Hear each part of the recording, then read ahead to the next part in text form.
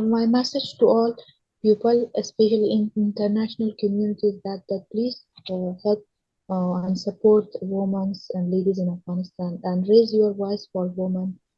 That one voice can do anything if we be together and raise our voice together, so that make a loud.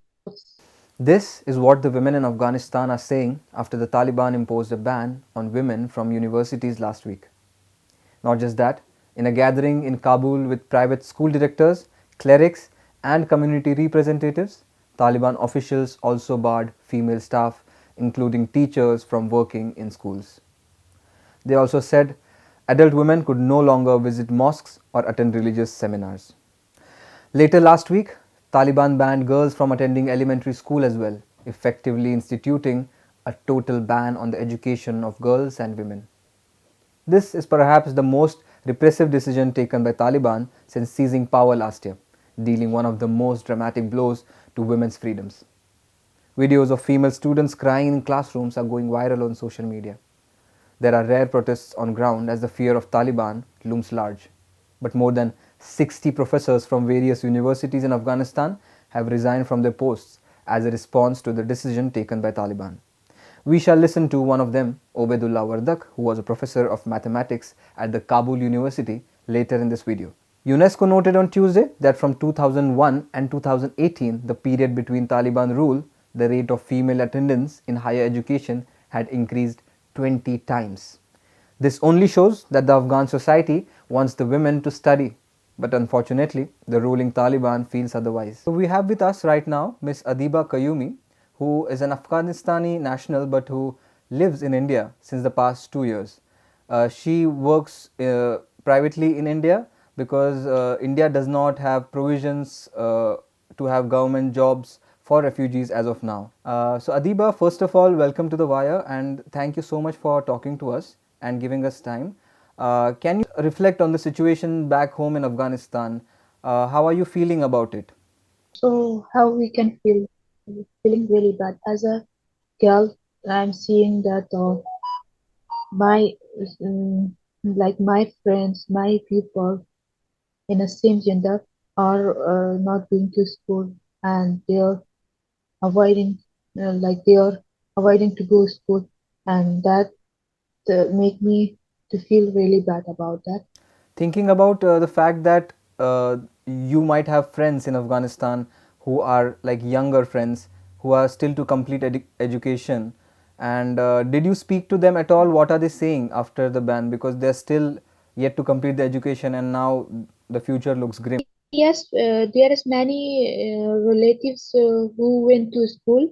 Then one of my mom cousin, actually she was teacher, and I just earlier I spoke with her. She said that situation is up in Afghanistan is really bad, and we are not going to school, and they just ban all the schools, university, and she feel really bad. She actually she was not speaking, only she was crying. Because once it was a financially problem, and beside that she lost her career, and even it was her life that to be teaching students and to be a teacher.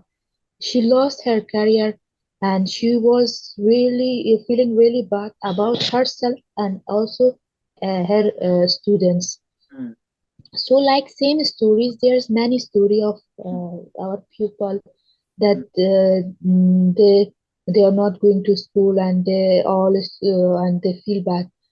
So there's many people, yeah. So, what are they saying about the future? Do they think that they can go back to school again? Afghan girls and women are really strong. I'm proud of all Afghan women, and they still have a hope. When I call them, especially my friends who was in university, when I call them, they just say me. Even they, instead of me, they were themselves that we will go to school and university, inshallah, in future. They have hope, because you know what? I told you that Afghani girls are really strong. Yeah, and In real, we don't think that they will open schools and university because we have experience from previous that these people are only want to just hurting people, annoying people, and they just want to be powerful and make people under their control. So we and they are strongly opposite women, and Mm. we don't think so that they will open schools and university to girls and women. Okay, it's quite displeasing to hear that although the women are being strong, but they are losing hope slowly and steadily in Taliban. So, Adiba, personally, do you feel betrayed by Taliban because the way they came to power, they had promised something else. They said that we won't be like we used to, and we will be progressive, and we will allow our women to study and allow them to do jobs. But now what we are seeing is completely different from what they promised. So, do you feel a betrayal? By Taliban, even me, yes, it happened to my life as well. The reason the reason which we came here, it was only Taliban. I was in university and I was persuading following this medical course. So I was in university then when my mom getting some treatment from Taliban. So we just left Afghanistan and we came here and I dropped out my university because of them only. That was the reason. Even personally, also they I got many like hurting from them. Thank you so much for talking to us, Adiba. It was a pleasure and really heartened to listen to what the stories that your friends told you. Thank you so much for speaking to The Wire. Most welcome. The move has sparked international condemnation and despair among young people in the country. Even international cricket stars like Rashid Khan and Mohammad Nabi have spoken against the decision through social media. The Taliban convened a meeting of school principals where they informed about the ban on elementary school girls. Speaking to the Wall Street Journal, attendees at the meeting said that the Taliban informed that the ban on girls' schooling would be temporary. However, during their first rule in the 1990s, the Taliban also said a prohibition on girls' education that they had promulgated was temporary, but was never lifted. Rishi Sunak, the British Prime Minister, in a tweet pointed that the world is watching and it will judge Taliban by its actions. After international condemnation, the Taliban acted by explaining the reasons to put a ban on women from entering universities. Just look at these reasons from Taliban's Minister for Higher Education, Nida Mohammad Nadeem. He said, unfortunately, after the passing of 14 months, the instructions of the Ministry of Higher Education of the Islamic Emirate regarding the education of women were not implemented. They were dressing like they were going to wedding. Those girls who were coming to universities from home were also not following instructions on hijab. Nadeem also said some science subjects were not suitable for women. Engineering, agriculture, and some other courses do not match the dignity and honor of female students and also Afghan culture. So, we have with us Mr. Obaidullah Wardak right now, an ex-professor of mathematics from Kabul University. Ex-professor, as he has resigned from the post to mark his protest against the recent Taliban ruling. We'll speak to him regarding the problems in Afghanistan. Sir, welcome to The Wire, first of all. My first question to you would be to react to the situation in Afghanistan, really, especially in the context that you have resigned along with 60 other professors, I think. I just saw it on social media. So please share how you're feeling, sir. Thank you. Bismillah ar-Rahman ar-Rahim. So, actually, since Taliban took over on 15th August 2021, they imposed a lot of restrictions on access to education. And this was the last decision, was not the first decision. Before that, they banned girls from schools, from high schools. And also they differentiate the different fields for girls. And girls or female students were not allowed to take admission in various fields of the education. Like they are not allowed to go to engineering, computer science, and others. And at the same time, the last decision they have it was to ban universities or the doors of the university on all female students. Right. So this decision hurts me and others also a lot, because I have spent almost more than 10 years as an assistant professor and lecturer in Kabul University. So the resignation was the last option for me, and I know it is not a good option, but there was no any other way to raise our voice. And just to raise our voice and tell to the people of Afghanistan and all the world, we left the job. I'm sure it must have been a tough decision, and you just said that the circumstances were such that you had to take this step. So, can you tell us about the circumstances there? Can you tell more about the circumstances there? So the in the country, all the people of Afghanistan are not happy. Even in the Taliban members who are not in the leadership, they are also not happy.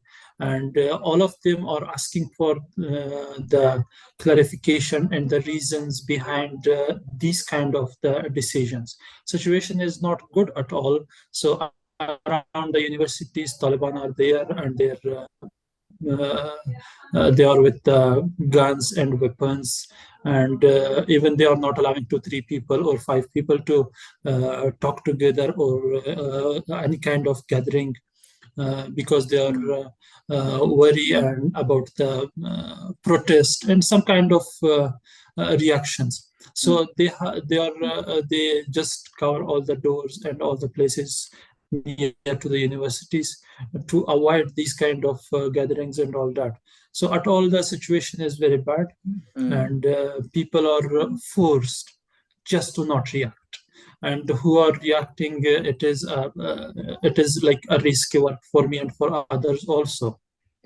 And if you also may hear that there are kind of reports that they have captured some female students or female or women rights activists, some people. So these things are happening. With arrests of female protester, how safe do you feel while talking to us? Do you feel your safety is guaranteed? No, my safety is not guaranteed. Before coming to this decision and to resignation, I have talked and shared this issue with my family, father, and other members of my family. So no one was agree at all, because the situation was not good. And another thing is that most of the people are saying that this resignation will not change the opinion and view of the Taliban. So, at that time, I have decided I should do this, and I should go for resignation. Because at all, the future of the students and the future of Afghanistan and these kind of decision will be not safe. So even if I resign or not, the situation may be not change, but at least I am now relaxed.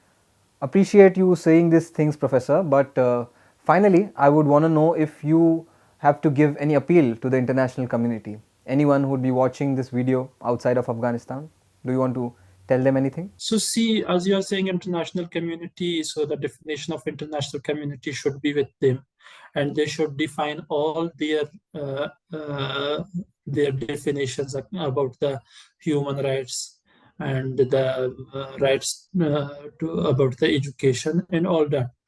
So we are thinking that international community is not acting to affect these kind of decisions of Taliban.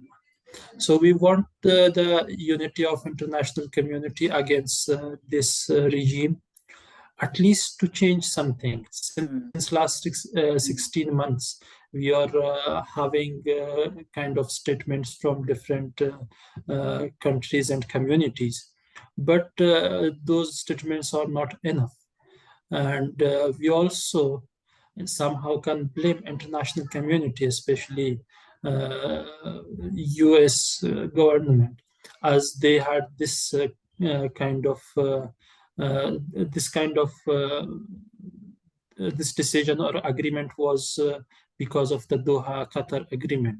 Definitely. And US was aware about the situation of Afghanistan and about the opinion and ideology of the Taliban, but somehow they accept, and the way Taliban came to Afghanistan, we think that the international community stepped down and they left Afghanistan. They left Afghanistan previous government to Taliban, and nowadays whatever is going on, so international community is also part of these problems. So we hope that they will somehow try to resolve this problem.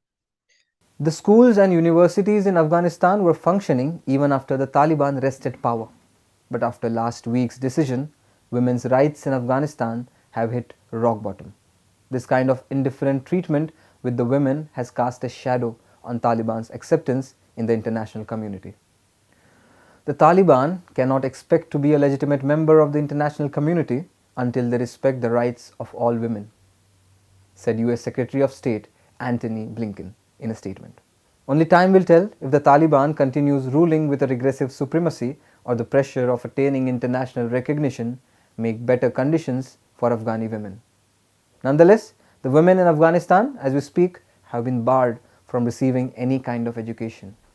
My name is Zishan Kaskar, and you are watching The Wire.